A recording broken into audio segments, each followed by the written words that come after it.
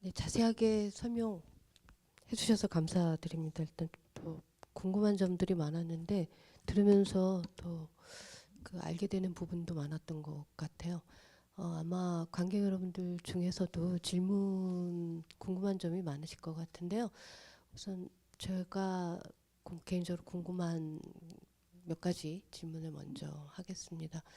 어, 이게 리서치 기간이 굉장히 길었을 것 같은데 굉장히 꼼꼼하고 치밀하게 자료 조사를 하셨잖아요.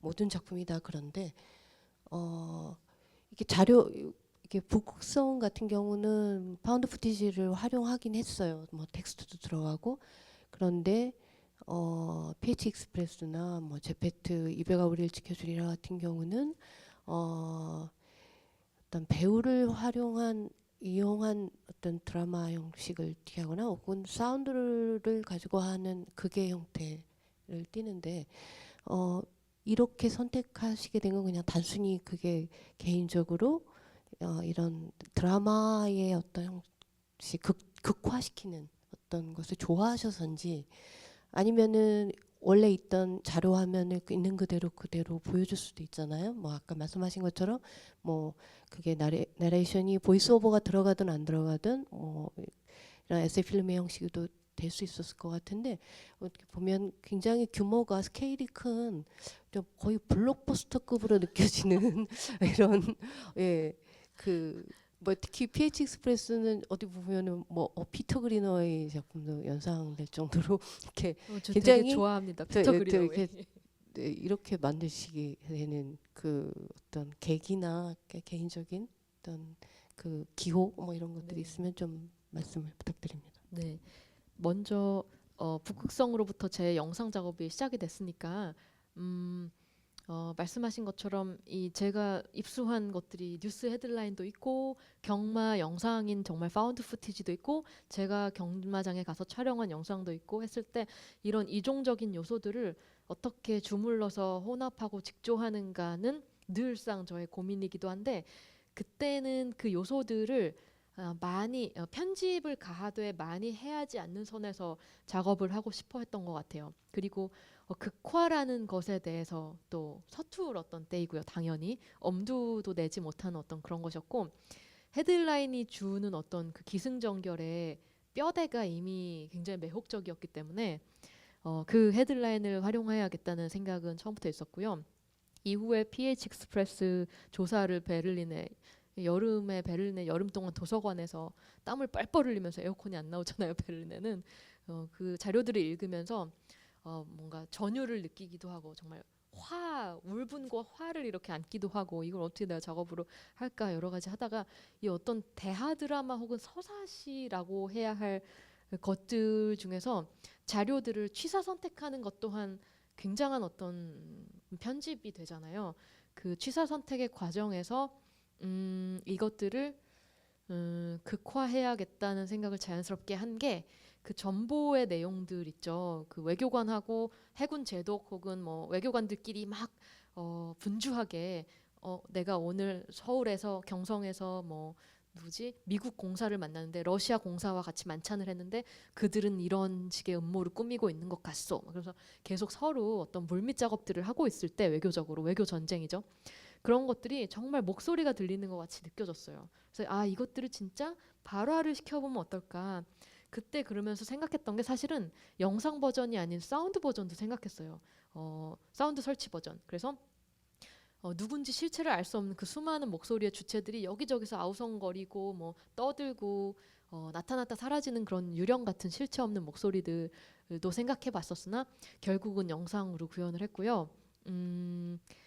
그 극화라는 것의 흥미는 재밌었던 것 같아요. 저한테 굉장히 저게 어떤 슬랩스틱 코미디처럼 느껴지기도 하고 지금 보면 배우들의 연기가 너무나 우스꽝스러운 어떤 어색한 마치 그 재현 영상 어떤 다큐멘터리 재현 영상 같은 것처럼 느껴지기도 하는 그런 부분이 있지만 그런 어떤 어색함 자체가 그냥 이 작업 그 자체 아닐까 뭐 그런 생각도 있고 그랬고 그 PH 익스프레스를 만들고 나서 제가 생각한 게 너무 방대한 자료를 조사했는데 거기에 완전히 푹 빠져가지고 취사 선택을 한다고 했지만 사실은 취사 선택한 것들은 어떻게든 최대한 충실하게 결코 가벼운 사안이 아니었던 이 거문도 점령 사건이라는 지정학적 이슈를 어떻게 지금 현대에 전달할까에도 굉장히 치주름을 하고 있었어요, 분명히. 그런데 이후에 지금쯤 와서 돌아와 보면은 사실은 아티스트 리서치라는 거, 아티스트의 조사, 그리고 아티스트가 할 수 있는 어떤 역사적 참견이랄까, 역사적 개입이라는 거는 그 역사의 진위와 완벽히 무관해도 되기 때문에 저는 그거를 점점 더 생각하게 되는데, 그 당시에 조금 더 거기에 더욱 난도질을 가하거나 어떤 더욱 공상의 요소들을 기입했어도 재밌지 않았을까 하는 생각을 해요. 그러한 관심이 점점 더 심화된 것이 사실은 제페트 시리즈라고 볼 수 있고요. 거기서는 아까 보셨지만 역시 많은 사료들에서 입수한 혹은 인터뷰 증언들에서 입수한 그런 텍스트들로 직조가 돼 있지만 거의 시간과 공간이 붕괴돼 있어요. 이게 사운드 인스톨레이션이기 때문에 더욱 그렇기도 한데 1930년대 쿠웨이트에 살았던 바이올렛 딕슨이라는 여성과 1970년대 쿠웨이트에서 살았던 킴이라는 남성이 동시에 발화하고 있는 그런 공간이고요. 거기는 실제 공간이 아니죠. 그리고 여기 내러티브 자체가 마구 붕괴돼 있고 거기에 더불어서 제가 크게 시도했던 거는 이 어떤 모더니티와 근대의 혼돈을 그 자체로 내포해서 보여줄 수 있는 어떤 구조로서의 혼돈인데, 그거를 위해서 기계 장치의 신이라고 이름 붙인 일종의 알고리즘 장치를 개발했어요. 아주 단순한 장치인데 그 장치에다가 제가 쓴 가사 혹은 어딘가에서 리서치를 통해 입수한 문장들을 이렇게 대입을 하면 그게 막 분쇄가 돼가지고 문장 구조가 바뀌어서 탁 나와요.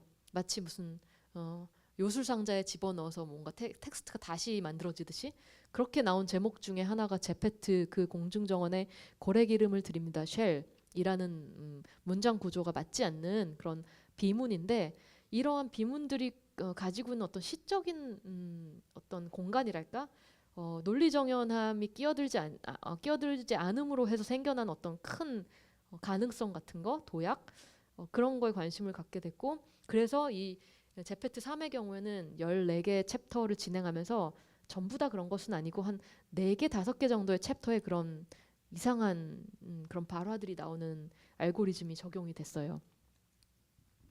그러면 그 알고리즘 말씀하셨으니까 네. 이게 하나의 수학적인 어떤 도식 뭐 네. 어떤 뭐 시스템이 될 수 있는 건데, 네.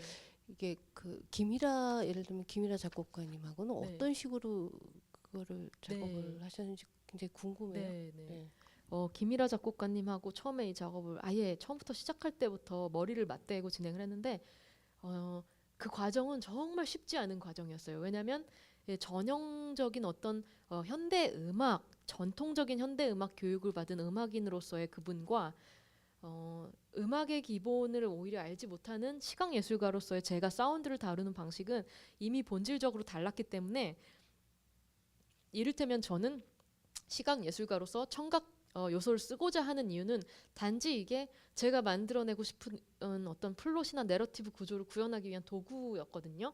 그게 음악이 되기도 하고 합창이 되기도 하고 어떤 발화, 속삭임이 되기도 하는 건데, 이분에게 있어서는 음악과 어떤 악보화, 이런 사운드라는 것은 언어 그 자체였어요. 거기에 텍스트가 개입하면 음악이라는 언어가 붕괴되는 어떤 그 음악의 순수성을 해할 수도 있는 어떤 그러한 것들이었어요. 그래서 저희가 혹시 음악극을 연상할 때 오페라를 가장 쉽게 판소리나 오페라 이런 걸 생각할 수 있는데, 오페라는 사실 대사가 잘 안 들리잖아요. 아무리 집중해서 들어도 자막이 없으면 거의 이해하기가 힘든데, 그러한 종류의 오페라조차 정통적으로 음악을 공부하신 분들은 텍스트가 너무 많다고 생각하세요. 정말 그 텍스트가 음악을 잠식한다고 생각하시는 그런 경향이 있어서 그러한 요소들의 충돌을 완화하는 데 있어서 되게 오랜 시간, 2년 내내 거의 그걸 가지고 말씀을 나눴었고요. 그 과정 동안 저는 너무나 깊은 가르침을 받았고, 김이라 작곡가님으로부터 한층 저의 어떤 시야를 틔워주는 그런 과정이었고요. 그런 알고리즘 장치에 있어서는 제가 이런 어떤 모더니티의 혼돈을 어떻게 직조할 수 있을까? 우리가 단지 언어라는 요소와 내용을 이끌어주는, 내러티브를 이끌어주는 언어라는 요소와 어떤 형식적인 틀을 지워주는 음악이라는 요소를 그냥 임의로 갖다 붙이는 게 아니라 여기 어떤 당위성이 있었으면 좋겠다. 이것들이 반드시 끼어 맞을 수 있는 어떤 조립형 그런 뭔가 장치가 있었으면 좋겠다. 그럼 그게 무엇이냐를 머리를 맞대고 고민하다가 오케이, 알고리즘이란 장치를 써보자. 알고리즘은 수학적 로직이기 때문에 음악에도 적용할 수 있고 텍스트에도 적용할 수 있을 것이다. 이런 중간에 얘기가 나왔어요. 그러자. 그러면서 그 알고리즘을 짜는데 또 오랜 시간이 걸렸어요. 프로그래머님을 섭외해가지고 왜 이런 알고리즘을 짜야 하는지를 또 논의를 해보고, 그렇다면 이 알고리즘은 무슨 규칙을 지닐 것인가. 그냥 임의의 뭔가를 혼돈을 만들어낼 수는 없으니까 저희가 모색한 것은 결국 그 혼돈 이론이라는 게 있잖아요. 케이오스 이론이라는 게 있는데 이 혼돈 이론에 쓰이는 여러 가지 방정식이 있는데 그 중에 가장 쉬운 방정식이 있어요. 그게 로지스틱 함수라는 아주 쉬운 방정식인데 이 방정식을 뭐 어떤 규칙에든 대입하면 끝없는 순환의 혼돈을 만들어낼 수가 있어요. 반복적 순환을. 마치 프락탈 구조처럼. 이게 되게 개념적인 거라서 어떻게 시각적으로 설명드릴 수는 없는데, 그래서 그 텍스트를 어떤 임의로 쪼개가지고 그 방정식에 대입하면 그런 이상한 규칙들이 나오게끔 만들었어요. 그 텍스트를 쪼개는 방식은 또한 저희가 뭐 구글 검색이나 어떤 포탈에서 서치 엔진을 할 때 쓰이는 전산 언어학에 그 보이지 않는 문장 분석 구조가 있거든요. 그 언어학자들이 매일매일 태깅을 하고 그 동음 이의어를 구분하기 위해서 매일매일 눈에 보이지 않는 레이블을 달고 있어요. 사실은 구글에서 일하는 그런 많은 분들이. 그래서 그게 정확도가 높아지는 것은 전산 언어학자들이 수기로 그걸 머신러닝조 아니고 진짜 수기로 그걸 하고 있는 짓인데, 구글에서 당시에 일하시던 언어학 전공자의 도움을 받아가지고 이 텍스트를 어떻게 쪼개는가의 구조에 대해서 조금 배웠어요. 그래서 그거를 당연히 그걸 흉내낼 수는 없고 너무 복잡하기 때문에 약소화시켜서 간소하게 텍스트를 분쇄시키고 마치 믹서에 넣어서 돌리듯이 갈아서 다시 뭉친 어떤 그런 결과물들을 텍스트의 결과물로 삼았고, 또한 이 로지스틱 맵이라는 혼돈 이론의 함수를 음악을 제작하는 작곡 프로그램에 아예 플러그인으로 들어가 있어요. 그거는. 그래서 그 플러그인을 딱 대입하면 정말 이상한 혼돈의 음악들이 나오는데, 중간중간에 어떤 정말 음정이라고는 피치라고는 찾아볼 수 없는 어떤 뭐 이런 허밍들이 나오는 부분들이 있거든요. 그런 것들이 전형적인 어떤 알고리즘으로 만들어낸 멜로디들이에요. 화음이 없는. 예. 그러면 되게 궁금한 점이 많은데 그 부분은 네. 그러니까 이게 예를 들면 하나의 문장이 있으면 뭐 아버지가 방에 들어가신다. 그러면 그거를 분절을 그 그러니까 이 아까 말씀하신 예. 것처럼 예. 거기다 그냥 던져서 이게 분절이 되는 거죠. 그러니까 자의적으로 분절을 사실은 한 건 제가 아니다라는 자의적으로 거죠. 수기로 분절을 해서 넣어야 돼요. 아, 정말 그래서 이게 뭐 어떤 구글의 그런 알고리즘처럼 모든 게 자동화돼 있지 못하고 이 어떤 실효가 되는 진료들을 한정지어야만 했어요. 그걸 수기로 집어넣어야 되기 때문에 대입을 할 때 이를테면 아버지가 방에 들어가신다. 아버지가는 조사고 방에 목적어 들어가신다. 뭐 이런 식으로 네 개 크게 쪼갠다면 이걸 네 개 쪼개서 집어넣게 되는 그런 형식이었어요. 그리고 그걸 쪼갤 때 그것만 쪼갠다고 형태소 분석이라고 하는데, 그거를 그런 것을 끝나는 게 아니고 눈에 보이지 않는 어떤 성격을 부여해 줘야 돼요. 그 단어 음절 하나하나 어절이 되겠죠. 거기에 태깅이라고 하는. 예. 그랬습니다. 그러니까 어떻게 보면 이게 아까 이렇게 뭐 분쇄한다 이렇게 네. 표현을 하시기도 했는데 그것 알고리즘 자체가 굉장히 거대한 우연이 될 수도 있지 않은가. 네. 그러니까 왜냐면 어떻게 될지 네. 우리는 사실은 거기다 놓고 나서 그 시스템에 의해서 나오는 결과에 대해서는 우리가 모르는 거잖아요. 네. 그러니까 그 모른다는 것 자체가 굉장히 우연한 네. 우연성이 기대에 너무나 그죠 의존할 수밖에 네. 없는 부분인데 네, 저는 그걸 너무 해보고 싶었어요. 이를테면 제가 늘 글을 쓰기 좋아하고 텍스트 혹은 극본 내러티브를 쓰고 싶어하는 사람으로서 어떤 인간이 제가 너무나 한계 유한한 능력을 가진 저라는 사람이 만들어낼 수 없는 그런 허를 찌르는 텍스트를 기계가 쓴다면 그 기계를 신이라고 불러도 좋지 않을까 약간 그런 생각이 있어요. 종교를 갖고 아니요, 계시진 없어요. 예, 예. 그래서 기계 장치의 신이라는 단어는 사실은 그리스 비극에서 어떤 그 허술한 플롯 내러티브를 유연하게 끌어내지 못해서 서둘러서 이걸 어떤 불필요한 군더더기의 장치를 막 불러와서 그게 신이 되기도 하고 어떤 갑자기 없던 등장인물이 외국에서 나타나기도 하고 그런 식으로 갈등을 무마하고 사라지는 그런 이상한 극작법의 예로 기계장치의 신이라는 말을 썼었는데 이거를 저는 제 작업에서 오히려 너무나 창조적인 가능성을 지닌 우발성을 제공해주고 어떤 꽉 짜여진 내러티브와 조사의 결과에 숨통을 틔워주는 하나의 알 수 없는 블랙홀 혹은 구멍 같은 요소로 신님을 모셔왔어요. 예. 그래서 이렇게 보면 이베가 우리를 지켜주리라도 보면 뭐 그 수메르인들의 갈가메시라든가 네. 이런 신화적인 것들 또 성경이라든가 노아의 방주 그런 어떤 신화적인 그 요소들이 있으면서 그걸 또 어떤 알고리즘에 의존해서 그 예측할 수 없는 결과를 또 가져오려고 하는 의도가 네. 있으셔서 어떻게 보면 되게 그런 것들이 바로크적으로 저는 어, 느껴지는 부분도 감사합니다. 약간은 저는 있는데 좋은데요. 예. 그래서 네, 음, 그 작업 그 과정에 굉장히 시간도 많이 걸리고 또 그 재미도 있겠지만 한편에 고통스러운 부분도 많을 것 같긴 해요.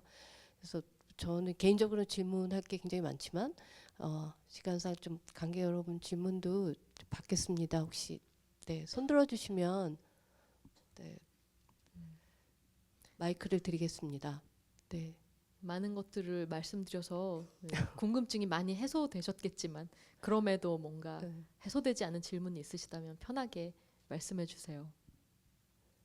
질문이 없으시면 제가 네, 제가 질문을 또 해야 될 것 같은데요.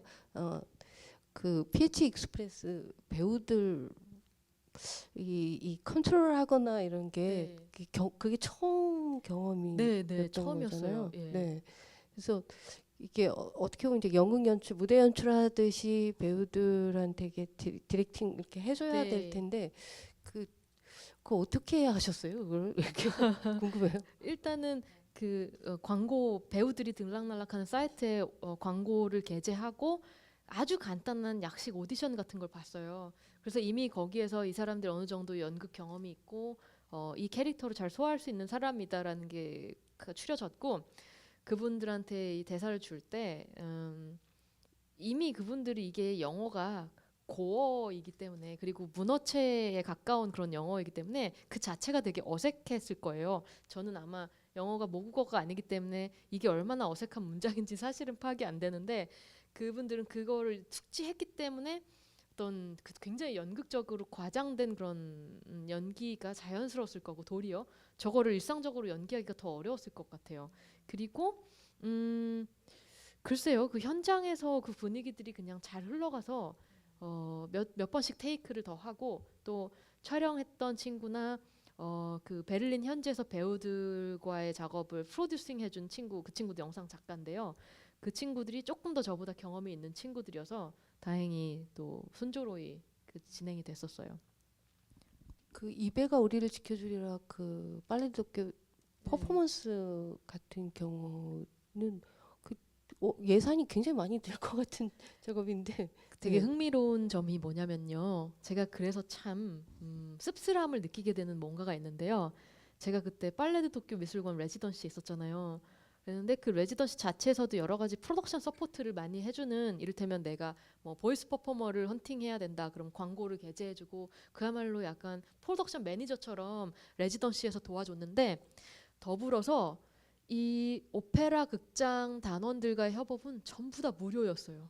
너무 놀랍죠. 그게 어떤 기관과 기관 차원의 협력, 파트너십으로 구성된 그런 기회였기 때문에 작가는 도리어 거기 어떤 한 명이 끼어 들어가는 그런 구성이랄까요? 그래서 모든 것이 다 판이 주어지고 주어졌기 때문에 어떻게 보면 유연함이 떨어질 수밖에 없는 그런 것도 있긴 있었어요. 제가 많이 바꿀 수 있는 건 없었지만 또한 그러한 시스템을 거대한 어떤 왕국과도 같은 오페라단의 시스템을 경험해 볼 수 있는 그런 유일무이한 기회였고요.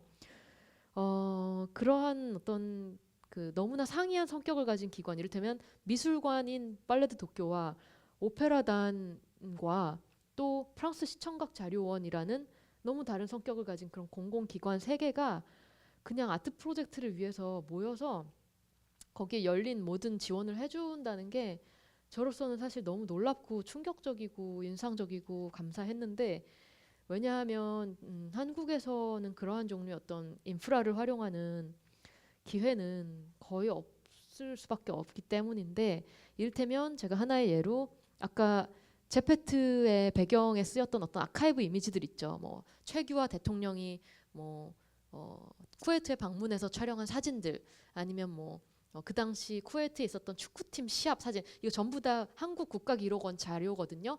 이거를 처음에 시립미술관에서 다이어그램에 삽입해서 전시를 하겠다고 공문을 받아들고 갔을 때 직원분들이 되게 어리둥절했어요. 이게 무엇에 쓰이는 일인 거고, 이거를 왜 우리가 지원을 해줘야 되는 것이며, 우리는 이 루트를 좀 더 알아봐야 된다. 이것이 허가가 가능한 일인지. 그러니까 이미 거기서부터 너무나 이 모든 루트의 피로감을 맡게 되는 어떤 작가 개인의 힘겨움을 되게 알고 있기 때문에, 이런 프랑스에서 모든 기관들이 일심동체가 돼가지고 자국민도 아닌 어떤 작가를 위해서 이런 것들을 어레인지 해준다는 게 굉장히 놀라웠어요. 사실 또 어떻게 생각하면 네. 그 작가가 아이디어와 텍스트와 그렇죠. 이런 것들을 제공해 주는 그렇죠. 거잖아요. 작가는 맞아요. 또 그걸 무료로 그분들한테 맞아요. 할 거리를 제공해 맞아요. 주기 맞아요. 때문에 예. 또 무료로 충분히 무료로 해줄 수 있는 거일 것 같아요. 근데 이제 국내에서도 좀 그런 기회가 많았으면 좋겠는데. 그러게 예. 말이에요. 국립현대미술관이 노력해 주세요, 선생님. 제가 힘이 없어서 저는 음. 좀 그런 힘은 없지만 어쨌든 그나마 저희 공간 이 사운드 시스템을 네. 예. 활용할 수 있었게 돼서 너무나 또 기뻤어요, 네, 저도. 저도 참 다행스럽게 예, 예. 보람이 있습니다. 네.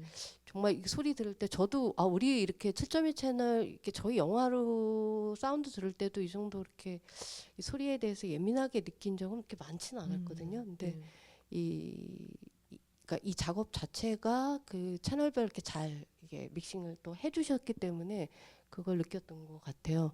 그래서 뭐 이 안에서 많은 뭐 영화들을 보지만은 그 각계의 소리를 각 독립적으로 여러 개의 걸 다 느낄 그런 그 작품이 많지는 않거든요. 네. 근데 어쨌든 그런 기회가 됐었던 것 같아서 저도 굉장히 좋았고요.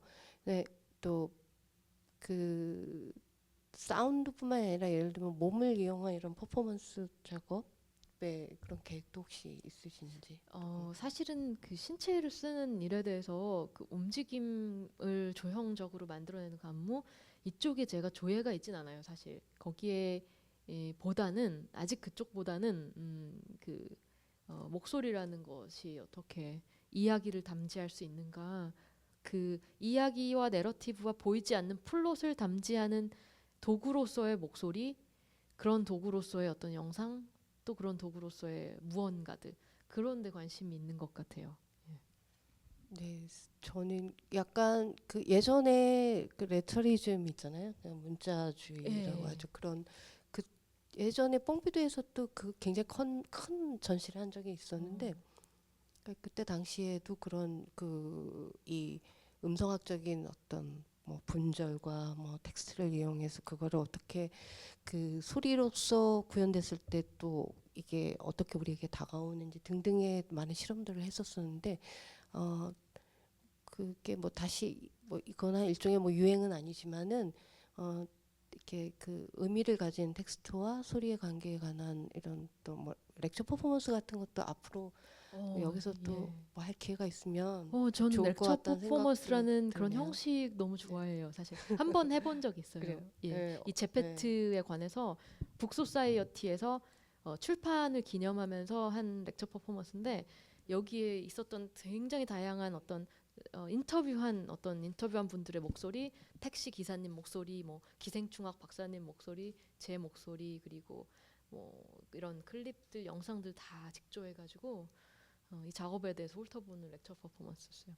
정말 그런 프로그램 만들어 주시면 너무 좋겠는데요. 그쵸?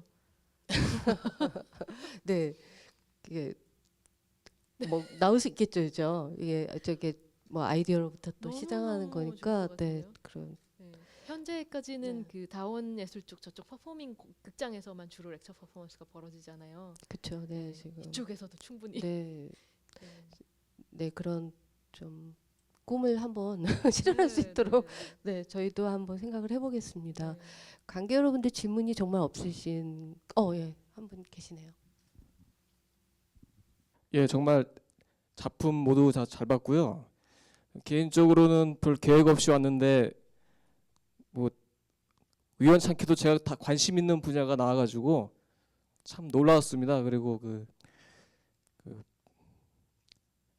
천천히 보면은 상당히 좀 전반적인 작품의 주제들이 문명 비판적인 성격들이 좀 보이더라고요. 그러기도 했고 어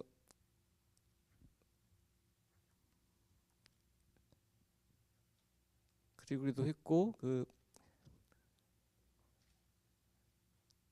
그래서 그 좀 사회 비판적인 메시지가 좀 있지 않나 하는 그런 좀 생각이 들기도 했거든요. 뭐 그래서 제가 질문 드리고 싶은 거는 일단은 그 지금 하는 작업에 대해서 그 예술의 여러 가지 기능들이 있지 않습니까? 혹시 중점을 두고 계시는 그런 기능들이 있으신지에 대해서 그게 궁금하고요. 그리고 지금 작품을 보면서 거의 인문 인문 서적을 한 세 권 정도 본 그런 기분이 들어요. 그래가지고 어느 순간부터 좀 머리 좀 과부하가 걸려가지고 약간 지금 좀 제가 좀 그 좀 제 그 이해력의 수위를 좀 낮춰서 좀 보고 있는데 하여간 여러 가지 그 지금 문명적인 거나 여러 가지 것들에 대해서 함축적인 그런 전달 방법을 써주신 거에 대해서 상당히 좀 감명이 깊었습니다. 예. 감사합니다. 어, 너무 흥미롭게 말씀해 주셨는데요. 그 방금 말씀하신 어떤 과부하, 정보가 너무 텍스트가 쏟아지는 그런 종류의 정보이다 보니까 당연히 거기서 과부하가 있을 수밖에 없고 저도 이걸 이렇게 연달아서 120분을 보고 있으니까 아, 관객분들은 정말 과부하가 있겠구나라는 생각을 늘상 했었던 것 같아요. 그게 어떻게 보면 제가 작업 시작한 이후에 늘 고민했던 것 중에 하나이기도 하고요. 그것들의 여러 가지 돌파구로 삼은 장치들이 있는데 그 중에 하나가 바로 그 어떤 추상성 그 자체로 인식이 되는 그 음악의 요소들을 가져오는 것도 사실은 그거에 빈 구멍을 내기 위한 거고요. 알고리즘 장치도 마찬가지고 어, 요즘에는 최근 했던 게 그 다공성 계곡이라는 그런 작업인데 그 영상에 있어서는 이 조사와 리서치라는 게 거의 드러나는 방식은 아니에요. 정말 완벽하게 극화가 돼서 이미지로만 진행되는 시퀀스와 대사들이 있는데 그거는 그야말로 우화적으로 완전히 트위스트된 이를테면 현실의 요소들이 역시 비판적이거나 풍자적인 것들이 요인들이 이렇게 있으면 그 요인들이 마치 철자 바꾸기를 하듯이 마구 변경이 되고 퉁 어딘가 이렇게 들어 올려지듯이 그런 변형된 이야기 구조로 나오는데 그거를 또 어떤 존재하는 장르 구분의 맥으로 짚어보면 그걸 추론적 픽션 혹은 사변적 픽션이라고 부르는 그 장르가 있는데 그 SF 과학 소설 장르하고도 조금 닿아있지만 다른 가상의 내러티브를 추론해서 펼쳐낸다는 뭐 그런 쪽의 방법론에 되게 관심이 있어요 요새. 네, 그렇습니다. 마침 이게 좀 약간의 홍보 멘트이긴 하지만 그런 점에서 제가 그 방법론이자 미적 형식이자 또한 어떤 현실에 대한 이야기를 하되 리얼리즘이 아닌 방식으로 어떻게 우회시켜서 가장 그럴듯하지 않은 방식으로 현실의 이야기를 비틀어서 할 수 있을까라는 방식을 고민하다가 알게 된 것이 그 추론 소설 혹은 사변 소설이라는 장르인데요. 그것에 대한 또 제가 독서 읽기 클럽을 진행하게 됐어요. 다음 달 17일부터 아트선재센터에서 리딩 퓨처라는 그런 섹션이 있는데 4주 동안 책을 읽어요. 옥타비아 버틀러라는 그 흑인이자 아프로 퓨처리스트, 페미니스트였던 그 소설가랑 그 코도의 슌도 굉장히 팬이죠. 오토리스 그룹. 네네네네. 제가 그래서 오톨리스 그룹도 되게 좋아해요. 그리고 또 한국의 위대한 한국의 위대한 SF 소설가인 듀나의 소설하고 같이 이렇게 교차해서 읽는 방식으로 한국에선 이런 SF의 장르물이 많이 성행이 안 돼 있는 게 참 흥미로운 것 같아요. 웹을 통해서 좀 젊은이들이 좀 쓰는 것 같기는 한데 예전에 그 유명한 사이파이 국내 소설가 있었죠. 김성 뭐 이름 뭐죠? 저도 잘 있었던 것 몰라요. 같은데 한 분 정도 네. 사이파이 아예 그냥 이 픽션으로 극영화를 또 만드셔도 잘 만드실 것 같아요. 제가 또 홍보를 하게 되겠지만 다공성 계곡의 두 번째 버전을 이제 슬슬 준비하고 있어요. 예, 그런데 조금 더 아마 그거는 사변적 소설 혹은 사이파이의 느낌이 더 강하게 될 것 같아요. 이렇게 리서치로부터 보면 한 지난 10년 동안의 활동이 그 아주 빽빽하고 성실한 리서치로부터 점점 이렇게 멀어지는 그런 과정에 있는 것 같아요. 조사는 늘 같이 가지만 이것으로부터 저 결과로 나오는 작업이 얼마나 멀리 떨어질 수 있는가를 좀 테스트해보고 싶기도 한 것 같아요. 그게 네, 이해가 가는 것 같아요. 그게 예전에 누가 그랬는데 모국어로는 표현이 힘들다라고 이제 어떤 철학가가 얘기했었는데 우리가 알고 있는 언어로는 사실 하여튼 느끼는 바와 모든 걸 설명하기가 쉽지가 않잖아요. 그러다 보니까 이제 뭐 작가들은 그것을 어떻게 표현할 수 있는가에 정말 어떤 또 변환 혹은 그죠. 트랜지션 이런 네. 것들이 필요한데 네, 그것이 연구를 또 하는 것 형식이기도 하고요, 네. 그렇죠? 예. 어쨌든 흥미로운 작업을 계속 너무 열심히 하고 계시는 김하영 작가님 오늘 토크 너무 재밌었고요. 조만간 또 저희가 렉처 퍼포먼스와 같은 이런 새로운 프로젝트로 또 만날 수 있게 되기를 기대하면서 오늘 시간 마치겠습니다. 너무 감사합니다. 예, 너무 감사합니다, 여러분 모두. 감사합니다.